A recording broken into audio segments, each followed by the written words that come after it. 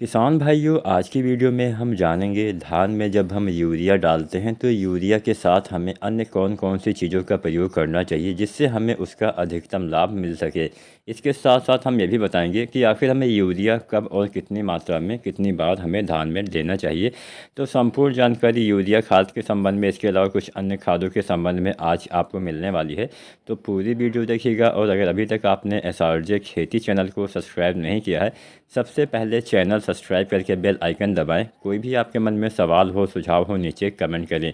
आप हमें नीचे कमेंट करके यह ज़रूर बताएं कि आपकी धान की फसल अभी कितने दिन की हो गई है, अर्थात रोपाई के बाद अभी कितने दिन की आपकी धान की फसल हो गई है, या फिर अगर आपने सीधी बिजाई भी की है तो सीधी बिजाई के बाद कितने दिन की आपकी धान की फसल हो गई है, जिससे हम आने वाले समय में उस हिसाब से वीडियो बना सके। तो चलिए वीडियो स्टार्ट करते हैं। किसान साथियों, आपको पता ही होगा, मैं लगभग बहुत सारी वीडियो में आपको बता भी चुका हूँ कि धान की फसल में हमें यूरिया खाद 3 बार डालना होता है, 3 भागों में देना होता है। तो यहाँ पे हम मात्रा आपको बता देते हैं। यहाँ पे जो हम खाद की मात्रा बताएंगे वो हाइब्रिड धान की वैरायटियों के बारे में आपको बताएंगे।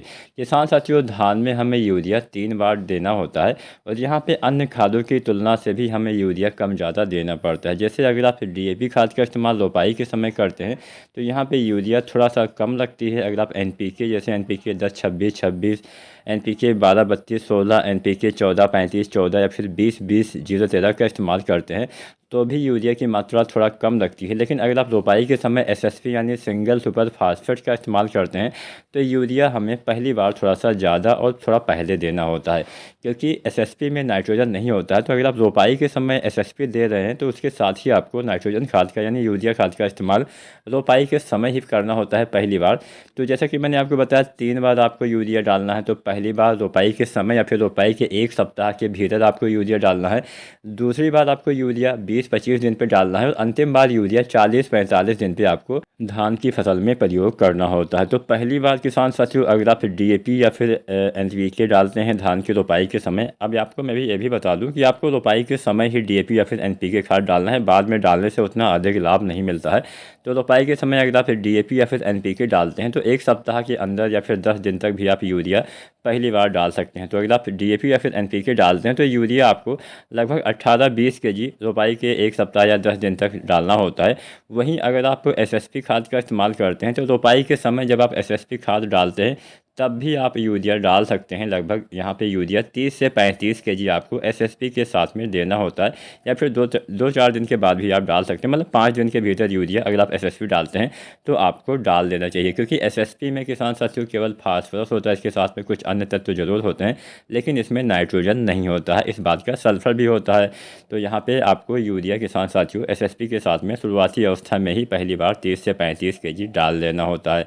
अब बात करते हैं कि पहली बार जब आप यूरिया डालते हैं तो इसके साथ आपको क्या डाल सकते हैं।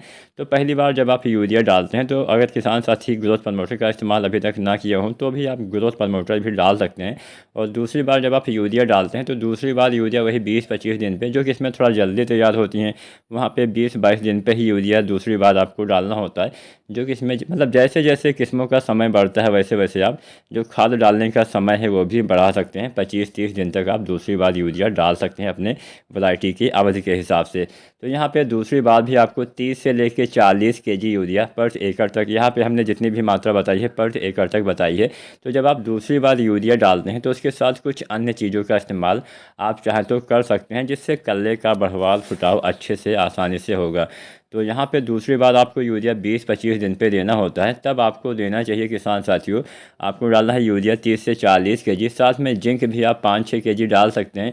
इसके साथ में अगर आप मैग्नीशियम सल्फेट डालना चाहते हैं तो magnesium sulphate 5 kg, ferrous sulphate आपको 3 से 4 kg इस्तेमाल करना है, और मैग्नीज सल्फेट आपको 1 kg इस्तेमाल करना है। ये 4-5 चीज़ें आप दे सकते हैं, जिससे कल्ले का फुटाव काफ़ी अच्छे से होगा, बढ़वार काफ़ी अच्छे से होगी और अच्छा लाभ मिलेगा, हरियाली भी आएगी। कई बार माइक्रो न्यूट्रिएंट्स की कमी की वजह से भी हरियाली, पौधे की ग्रोथ अच्छे से नहीं हो पाती है, कई बार पौधे बौने भी रह जाते हैं। इस बात का ध्यान रखना है। तो दूसरी बार इतनी चीज़ें आपको देनी है 20-25 दिन पे। पहले सिंचाई करिए, उसके बाद ही खादों का इस्तेमाल करिए। अगर खेत में नमी ना हो तो खेत खेत में नमी है तो सिंचाई की आवश्यकता नहीं है। इसके बाद में अंतिम यूरिया आप डालते हैं 40-45 दिन पे, तो उस समय आप पोटाश डालिए। अब यहाँ पे पोटाश के साथ साथियों आपको 2 बार प्रयोग करना चाहिए। पोटाश की आधी मात्रा मतलब 30-40 केजी पोटाश आपको धान में देना होता है, तो आधी मात्रा आपको रोपाई के समय और आधी मात्रा आपको लगभग 40-45 दिन पे जब आप यूरिया खाद डालते हैं उसी के साथ में आपको प्रयोग करना होता है। तो अंतिम यूरिया के साथ आप पोटाश डालेंगे। जब भी आप यूरिया के साथ पोटाश मिलाइए तो बहुत लंबे समय तक एक साथ मिला के रखना नहीं होता है, मिलाने के तुरंत बाद इस्तेमाल कर देना चाहिए। तो यहाँ पे ऐसा आप कर सकते हैं, अंतिम बार आप पोटाश इस्तेमाल कर सकते हैं, अच्छा लाभ मिलेगा।